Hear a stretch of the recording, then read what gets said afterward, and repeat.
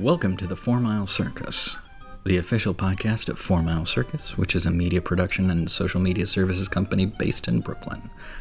Check us out at 4milecircus.com. That's the number 4, followed by the word Mile Circus. My name is Sean Mannion. I'm a writer-director in Brooklyn. And I'm Nicole. I'm the other half of 4 Mile Circus and a writer, director, producer based in Brooklyn. On this podcast, we will talk to independent artists and media makers about their relationships with social media. If you like what you hear, please subscribe on iTunes or your platform of choice and give us a 5-star review. It really helps spread the word about the show.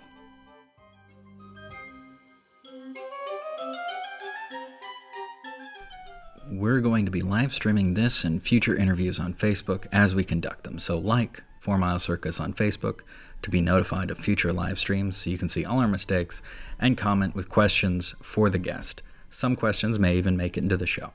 On today's episode, we're featuring the 4th and final part of our interview with multi-talented indie film writer, director, producer Christina Raia of Congested Cat Productions and the celebrated monthly IndieWorks short film series. In this episode, we'll be discussing how Christina used social media to promote the release of her film Summit. But first, special just for you, here's our social media tip of the episode. Yeah, sure. I've got a great tip for everybody today about social media, and it's that, okay, hold on to your hats here. Social media is social. That is not just a redundant statement. It is an important reminder for those of us who use social media for promotional purposes, because the hard truth of it is, if you join social media and you just start tooting your own horn constantly, and that's basically what you do, is just put out ads for your stuff, nobody's going to want to follow you probably. Other than hardcore fans, if you already have a ton of those who will just follow you anywhere through whatever hell you put them through. Wow, that got intense for a second. Social media is where people go to make friends. So you either have to make friends or pretend to make friends. You'll probably have more fun if you actually connect with like-minded people who are interested in the products and services that you are providing. And a good way to do that is to be social. Talk to them. Follow hashtag conversations about topics that relate to whatever your work or service that you're promoting is, and that you hopefully are actually interested in yourself. If you're on Facebook, join Facebook groups that are on topic. If you're on Instagram, definitely check out hashtags that pertain to whatever it is that you're trying to promote so that you can find other people who are going to be interested in it. You don't want to spam uninterested people. That's a great way to make enemies. It is not a great way to gain fans, followers, friends, or anything starting with F that might be good that we'll stop talking about right now. And that's my social media tip for the day. Anyone have anything to weigh in on that? No, I think it's important. I think it's certainly something that I neglect sometimes. I forget about it sometimes. You get so bogged down in your projects and in trying to get anybody to pay any attention to it that sometimes you just kind of lose track of the fact that you're supposed to be talking with people, not at people. And it's important to get that reminder, I think, a lot. Yeah. And I mean, general rule of thumb is what I tell people and what I try to do myself is whatever social media account, if you have more than one, it doesn't matter. This pertains to all of them. Try to have more posts going out that are not blatantly, flagrantly, and primarily self-promotional than are. You know, if I'm posting buy small talk twice a day on Twitter, like I am, which you can do at 4milecircus.com/store for $4.99 for the deluxe package, you want to at least 3 times a day be tweeting out about other stuff, like I also do, because I'm always on Twitter complaining about, should I buy this dress on eBay or not? Help me. I can't make decisions because of my anxiety issues. And it got intense again. You're so intense. I'm so intense. Cool. So we're so psyched to have Christina on again to talk about the release of Summit. Yeah. Thank you for having me. Yeah. Thanks for sticking with us for the discussion. I mean, I'm not going to try to hide the fact that we just sat and recorded these first 4 episodes in one long session. No, it's how we do things. Yeah, I think it's good because we got the conversation going and it flows. So, just continuing, Christina, if you're just joining us, is a filmmaker based out of Queens, and she has made quite a number of things, but in particular we're focused on her feature film Summit, which you can go and you can buy right now. It's summitthemovie.com, isn't it? Yeah, summitthemovie.com.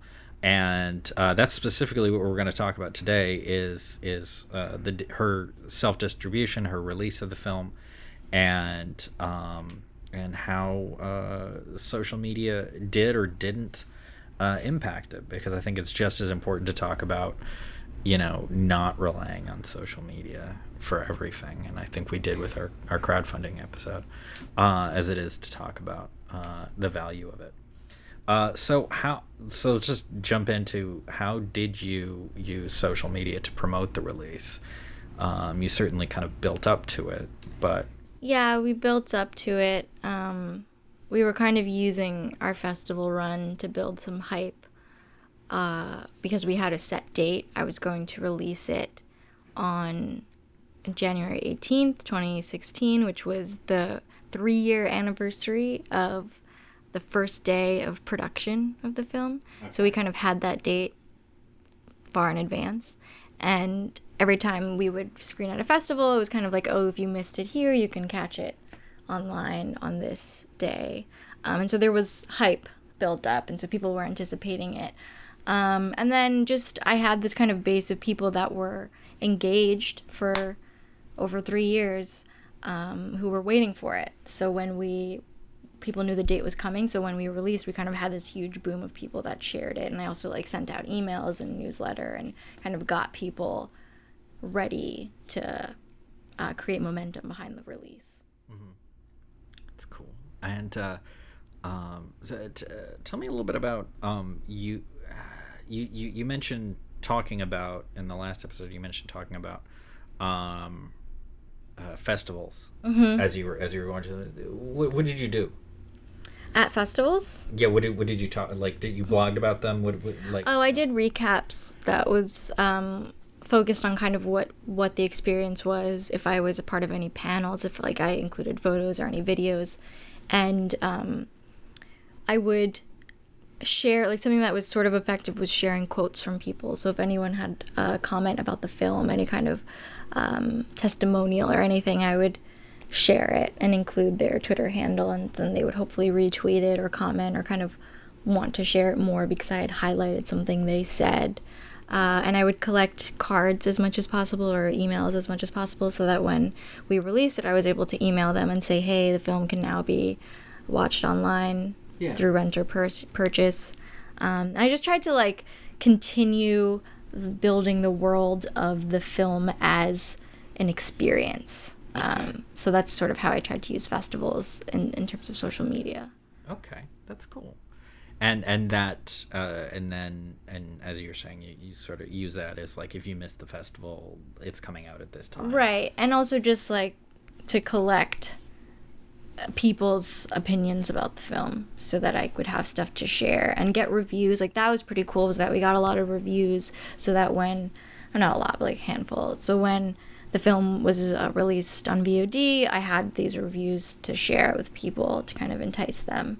And it was kind of cool, like, just having my favorite moment was that in Rhode Island, we screened at, as part of the Rhode Island International Film Festival, their kind of sub-genre fest, and I used the hashtag Summit the Movie on Instagram, and like I was searching it one day, and this like guy who I ended up meeting at the festival, he and his girlfriend had like a photo of them in the car with like tickets, and they were like off to see Summit, hashtag Summit the Movie, and I thought that was awesome because like he had been following the film. Nice. And I had no idea who the hell he was, and then I met him and I was like, you're awesome, because I didn't have to ask you to do that. And he ended up emailing me because he was like an aspiring filmmaker, and so he wanted some advice about finding a cast. But it was just kind of cool that like people festival run helped get people's interest, even if they couldn't see the film. They were like, oh, where else will this be? Or who Right. made this? How can I find them? So you saw a good return on sort of that investment in social media from before you started even crowdfunding for Summit. Is that right? Like it kind of pulled through. I mean, it was you said 3 years. I mean, yeah, as good as you can expect in this day and age of like Right. distribution. I mean, I haven't profited off the film, but I have seen some money and just general anticipation and engagement and carry over to other projects. And so that's sort of the success in my mind, is that the majority of those people have continued to follow me in my work, even if the majority of our contributors and early social media followers got the film for free because they backed it on Kickstarter at like the $25 level, you know. So there wasn't that was kind of lost in that there were a significant number of people who got it for free because of being Kickstarter backers, but they were like word spreaders, you know. Right. So they were amplifiers, and they have been amplifiers of my work in general. So That's awesome. Yeah. And did that, I guess, like you're saying, you didn't really profit off of it, but like, did it turn into sales, do you think? Like, did it benefit sales? It did. It absolutely did. I mean, I didn't really promote the film in the real world very much beyond festivals, and after it was released, I was so like tired of it in terms of talking about it, that I really didn't plug it other than it living on social media and just trying to keep activity going, like from the Twitter page for the film and stuff like that. And so it has gotten some attention because of the reviews we've gotten, and just the general interest in women in horror, like kind of using hashtags and stuff like that, has been helpful. Yeah, whenever I do promote it, I see results. When it's just like sitting there, I don't see anything. So social media has a big impact. And I would say that regardless of like Summit, my web series Kelsey, for instance, which I shot after Summit but released immediately in 2013, that was like self-distributed and it was free, but we had ads, and so like I've made some money off of ad revenue for Kelsey. We didn't make the money back that we spent on it, but I made more on Kelsey than I did through rentals on Summit. Right. And that was, social media was huge for that, because it was just like people who wanted to consume this content and then just like sharing it. Yeah. Because it was, you know, LGBT and like specifically a lesbian main character, there was this hunger for that representation. And so we were reaching a lot more people who were just like regular people, like not filmmakers, who were audience members who were like wanting to watch this and then wanting to share it with their network of friends. And so, yeah, and like that wouldn't have happened without social media as well. Yeah. So, just to kind of look back on all the things we've been talking about, would you say that like overall, like the experience of working with social media and Summit, is it a positive experience, a learning experience? I mean, you did a lot of things in between as well, like as you were going, like what kind of experience would you say it was? Did you learn a lot from it? Was it just generally awesome? I didn't know. I mean, I learned a lot. It was a lot of experimenting early on and figuring out what works, and and it is positive because, like I said, no one would really know about the film or see the film if not for social media and the ability to directly target my audience and its audience. But you know, it's work, and what I think people have to understand about social media and filmmaking in the current state of independent film is that it is not just something you do for this project or like this period of time. It is about constantly being active, and not just being active when you want something from people, but just like embracing it as part of your life, that, you know, you need to be not only sharing in between projects but contributing to the community and just like this entity that is social media for it's long term. Like this is my life now. Like I have a life, and I try not to I try to have moments where I'm away from my phone, and that's important as well, but for the most part, like part of my career is being on social media, being active on social media, being engaged beyond just my own work on social media. Yeah. Yeah, because when that kind of social media work is the most effective is when it is, as you said, community. Yeah. Like it's an online community that maybe intersects with your real world community as well, and it's real in its own right, even though it's online. But yeah, it's not a space where you can market to people. It's a space where you are and live and interact, and some of that interaction is marketing. Yeah. But you, like you were saying, you have to, in between projects, still show up, Right. and say hi and support other people's projects and Right. talk about whatever stuff, is why people were interested in following you in the first place. Right. And that's, I think, a big mistake filmmakers make in particular, is like only being active when they're crowdfunding or when they're trying to promote something, and then just like being completely dead in between. Yeah. And nobody wants that. You just kind of come back only when you need to ask for something, and that's... Yeah. It doesn't work. Yeah, No, it doesn't work. It doesn't work because then that's all you do. Right. That's all you do. And I mean, I know, like for me, and I'm sure for both of you, it gets really exhausting. Yeah. Which is weird. It shouldn't be like I oftentimes like can't stand Facebook because it feels like work all the time. I'm trying to be less, and this is just being good on social media. I'm trying to be less work oriented sometimes and try to just share things. And I'm like, this is dumb and fun. This is I think today it was something about somebody shared a panel from a comic book where Doctor Doom is blowing into a horn and it says toot.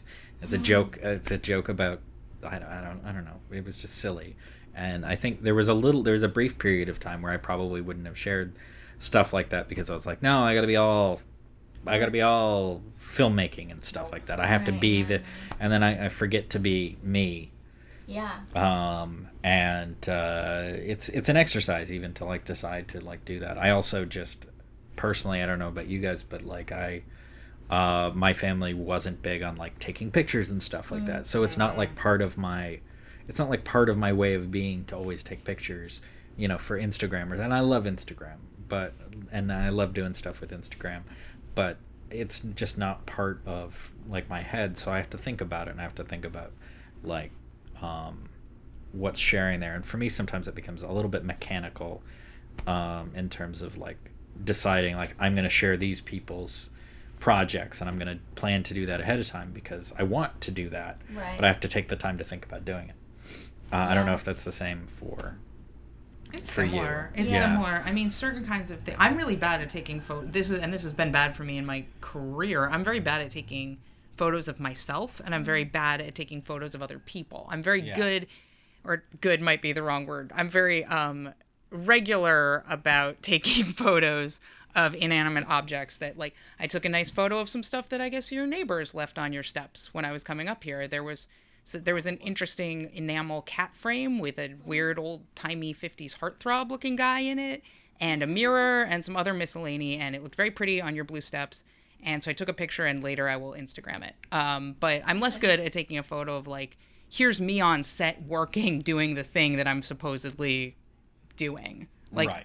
And that's something I need to, like, make a point. And usually it involves asking people to help. Be like, hey, can you guys, while we're on set, can you take photos so I can Instagram them later? Because, I mean, if I'm directing, I shouldn't be taking Instagram photos anyway. But even if I'm not, it was a little easier, for instance, when I was art director on Meme, Sean Mannion's, my co-host's movie that I was the art director on, because then I kind of had a reason, because I had to take photos anyway of like how stuff was set up, and so took a ton of photos, and those were useful for Instagram purposes. But so we can get into social media Instagram tips for production on another occasion. And I think it's just sort of interesting in that doing this and it being like part of our work, but also part of that work is also just living your life and also just sharing it and making sure that like you're a person as well as a brand. Right.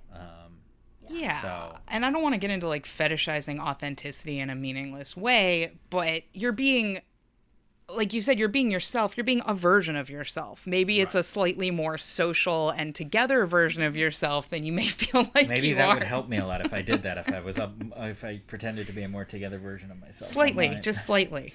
If I wasn't like all the time. Yeah, but also letting the seams show, as has come up in this interview, is Yeah. also important. Like, and I can share anecdotes at some point about that. There are times in social media and even crowdfunding where I think sometimes being honest about being scared and worried and in a Yeah. precarious place. You know, people want to back winners, but people also want to back real people, not they superheroes who don't need you. Right, Yeah. exactly. Yeah. If people don't think that you need the support, if they're like, "Oh, you're fine," Yeah. you're fine. Yeah, yeah. Then they're not even going to pay attention. Yeah. Like they're gonna, I mean, and I mean that gets into a lot of things about how all that stuff is really at its core not about you, the person making the project, but your project in a lot of ways when you're crowdfunding or anything like that, where you're trying to get people to pay attention, is a lot more about the audience and making Yes. sure that they care about it. It's they'll never care as much about your project as they care about the things that they're interested in their own lives, which is normal. There's nothing Right, wrong yeah. with that. Yeah. I'm not judging it. I'm kind of judging it. I was just gonna say, I think it's also just important for people to see that it's work, that you're putting the work in, Yeah. because people don't always think that filmmaking is work or that movies take work. And it's labor. Like, beyond, it's physical labor, but it's also just like mentally and emotionally taxing. And Yeah.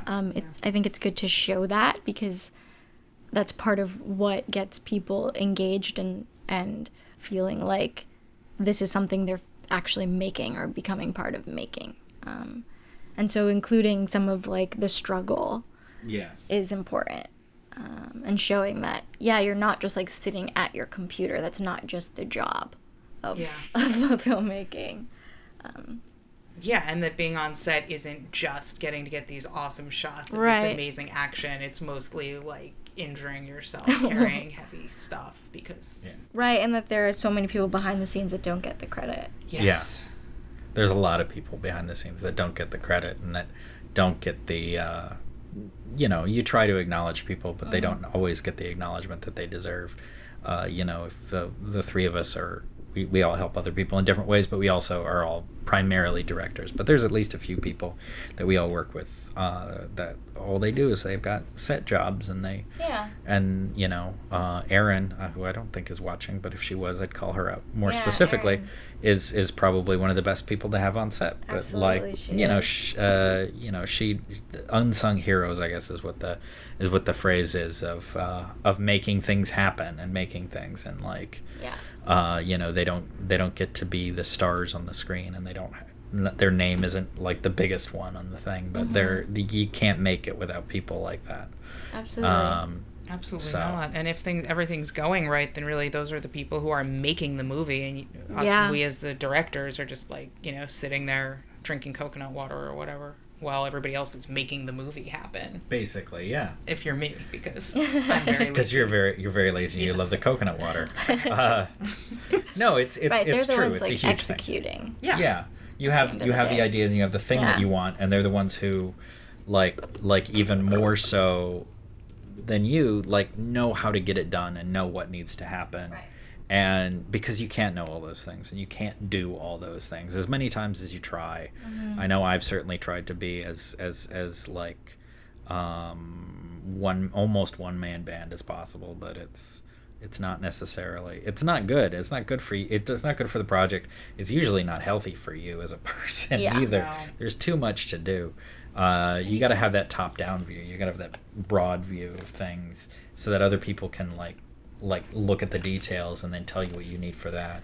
Right, they specialize, and like that's because they're good at that thing. Exactly. Yeah. And they don't know what the whole scope is. Sorry, I No. interrupted you. I'm sorry. No, it's fine. They have useful skills. Yeah.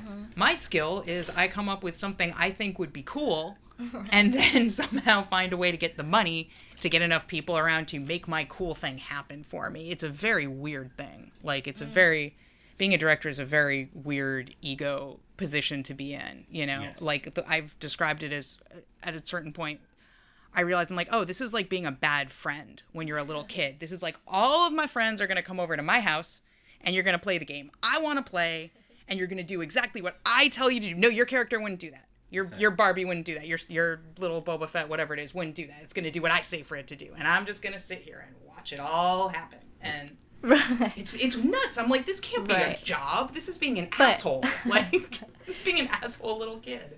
But, like, then, so to counter that, you try to, like, give opportunities to the people that work for you where they can get paid gigs and stuff like that. And, like, plugging them. Yes, and hopefully they're enjoying what Right, they're doing. exactly. They're Hopefully doing... that's, like, what they want to be doing. And then you kind of can hopefully plug them and give them other opportunities. I know that I try to. I know that Sean has stolen, like, half of my crew. I still have half of her crew because I helped on Kelsey, and we can talk about that in a second because I have a story about that I don't want to talk about on a recording. But yeah, because I helped out on Kelsey. I did sound poorly for most of it, and I did some set dressing for it. There was that last day of shooting where I had like 4 jobs. Really, that brunch scene is the best. I'm just gonna say it's the best art directed scene in the entire series. But I mean, and that plays into, and I think we're kind of running a little over, so maybe we can talk another time. We can all get together a different time and just rant about all the production stuff. But just to, I guess, wrap it up, unless anybody either online or you, Nicole, have any other questions about how kind of social media played into the release and the promotion of the release. No, I mean, I could talk about anything else. I could talk about this all day, but I think I think we got some useful information out there, and I want to move on to the games. To the games, Master to the fun game. So this is this one's a little bit more complicated than the last one. It might take a minute to think. So you can play at home as well, although it might be a little bit more complicated than the quiz games that we just did. This one is about if you were to start a rules-based film movement, much like Dogma 95, and actually I just realized that I'm wearing an appropriate shirt for that. This is my Van Halen Von Trier shirt, so that's funny. I didn't do that on purpose. I just grabbed the first thing on the top of the pile. But so if you were to start a rules-based film movement like Dogma 95, and let's just say it's 3 rules that you would set for projects. What are the 3 rules? And which one of those 3 rules are you most likely to break? Because if you've read about the Dogma 95 people, which I've mostly read, I haven't really watched it as much, you know that there's like one that followed all the rules. Maybe, I think. I think all of them broke the rules all the time. But they did too many rules. Yes, they had 12 rules. They had like 12 rules which was fun. But like so if you have 3 rules for projects in this new film movement of yours, what are your 3 rules, and which one of those are you most likely to break? I mean, I can go first if you guys want to think. Go for it. I actually need to think. I wrote the question. I didn't actually. I've been thinking about this all interview because I saw it in front of me and I was like, oh shit, I better come up with my rules-based movement rules. So my rules would be no non-diegetic sound, which I believe is also a Dogma 95 rule. I think so. But I like that one. So for those of you at home, that means like any sound, music, etc. that you hear in the film has to be something that's occurring within the action that you're seeing on screen. You can't have a song added that the characters on screen are not also hearing, unless the characters are deaf or have some sort of thing obstructing their ears. But it needs to be a sound that is happening in the space being depicted. So that's one. Another rule I think I would do is no titles added in post-production. So any sort of text that appears on screen would need to be shot by a camera. So you'd have kind of like an old-timey, whole long list of credits that somebody would be cranking in my image that is sepia-toned going down the screen or whatever. You can handwrite it. You can get signs made. You can use fonts, but they just need to be shot by a camera. Yeah. So that's my second rule, no post-production titles. And my third rule would be no simulated inebriation of any kind. If any of your characters are drinking any kind of alcoholic beverage, doing any kind of drugs, taking any kind of allergy medication, anything that might be mood altering, I am making a terribly irresponsible rule for the purposes of this game right now, which is that you have to actually ingest that substance. No grape juice, no sugar pills, no nothing. Speaking of substances. Yes. So I have a...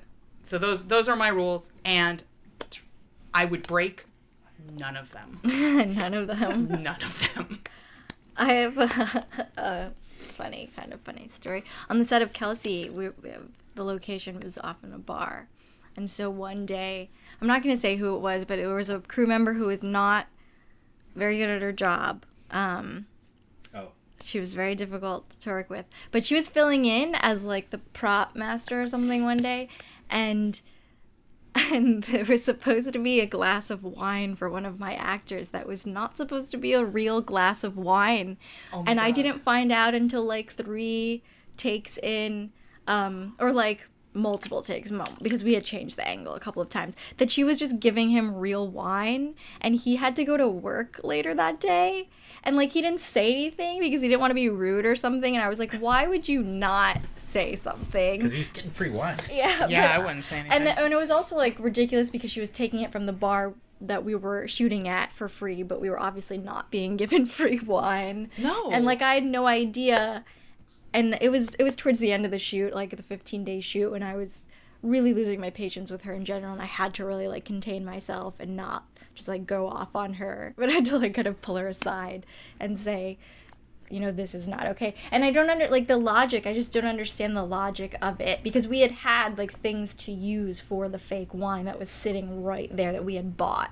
And so that was just really ridiculous on a lot of levels. That's a new one. Yeah. That genuinely surprised me. That sort of excellent. I mean, I've been on sets where we're like, oh, you just have a drink. Sure, but, like, that was, I mean, That's different. What if he That's was, like, different. an alcoholic and couldn't have any alcohol? Like, what if, you know, she didn't ask him, she didn't tell him, she didn't ask me, she didn't tell me, she just, Right. like, took it upon herself to, like, spike his drink, essentially. That's like crossing an ethical line. Yeah. In a few different ways, in addition to being really fucked up in terms of you're using this space. And Yeah. anyone who's ever shot in a bar knows that they don't usually just give you all you can drink free alcohol. If you ask nicely, they'll probably let you use, like, the soda pump. So you can Right. give people soda water and pretend that it's vodka tonics. And or if you're me, you can just go steal the vodka. No, I've never stolen liquor from a bar I've shot at.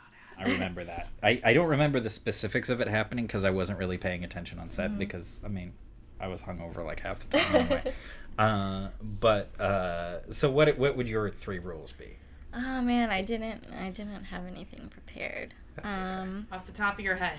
And we'll hold you to these. So Yeah. you have to think on your feet. I can go as well if you need another minute. Well, I know that one of them would just have to be about the cast and crew, like white people and men not being able to make up more than a third, I think. Like, that should be... Does that count? Yeah. That totally Yeah, counts. that counts. It's a rule. It doesn't It's a have to be a rule. good rule. But that is a good rule. That is actually a useful rule, unlike mine, everybody inebriated rule. I like your rule. That was a Well, fun of course rule. you It was like a that fun rule. I think that I would, that you can't like fix things in post. That you Okay. can't, That would be really hard for you. I know, it would be very hard for me. That's the one I would break. Absolutely. But yeah, because I think that has become like a crutch as for filmmakers now. Yeah. It's an advantage, and it can be so useful. It was so useful for me in so many ways. But just that, like, you can use it too much. So you can't change anything in post or fix things. Like masking something out of the background or Right. something is what you mean. You don't mean like basic color correction. No, just like, yeah, doing visual effects to improve something that doesn't look the way you want or Right. turn out the way that you wanted. Right. So it's like either you got it or you didn't. And, like, you have to find a way to make it work with what you have in that way. Okay. It is broad. I mean, it could be confused with, like, color correction or even, like, sound. I don't know. I was going to ask about sound. Fixing, I mean, I would definitely, like, break that in a heartbeat if I couldn't fix sound in post. Right. A third one, something really, really bizarre. There has to be a cat. Great. In the background of at least one scene in every film. Great. That's a good one. For it. I think that's really good. So I had a couple of them, and then I'm spacing on one, but I'm stealing your non-diegetic sound one because I like that rule. I don't really like.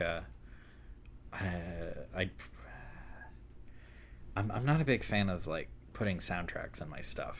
Like, I'm not sorry. Yeah, no, go ahead. I was gonna say I'm not a fan of music. Yeah. I like sound, like experimenting with sound. Yeah, that's in interesting. ways, but, like, I think people overuse music a lot. Yeah, and I mean, it's definitely got a huge role to play, but it also can sometimes feel a little much. Mm-hmm. Oh, I know what my other ones were, or at least one of my other ones. The other one is it's because I'm sick of them and I'm tired of them. Is no crime movies, no, like, mafia movies, no hitman movies. I'm so fucking tired of hitman movies. Like 22-year-olds who write a hitman movie, who, like, I'm like, what the fuck do you know about that? Well, they've seen a lot of Hitman movies, Exactly. Sean, to be fair. So no non-diegetic sound, no hitman movies, no crime movies, and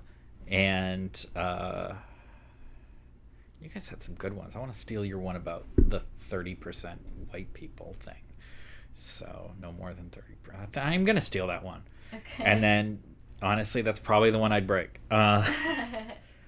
Although I might also break the non-diegetic sound one.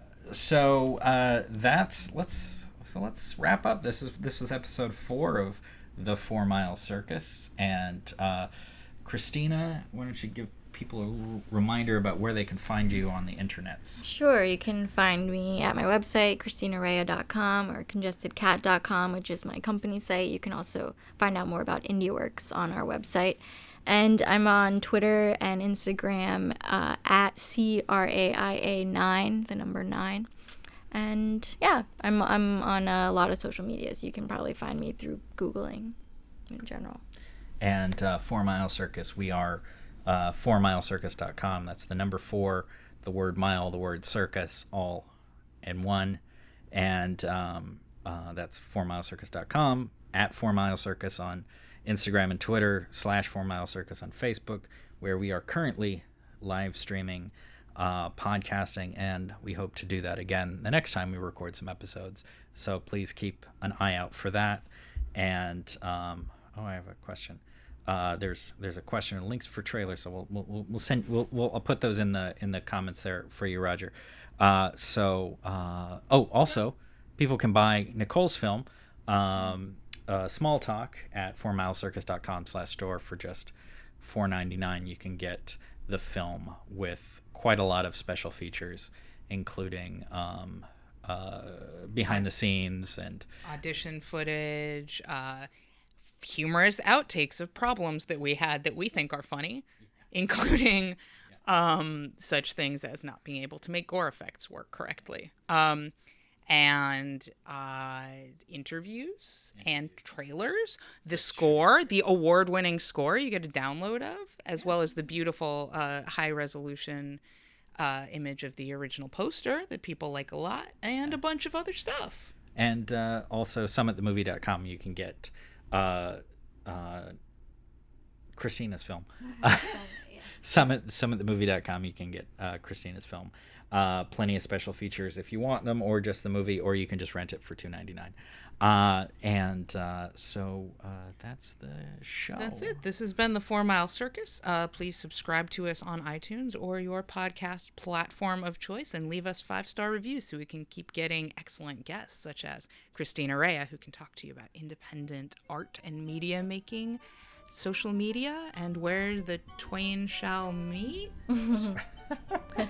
That's what it is. Thank you. All right, thank you. Bye. Thank you.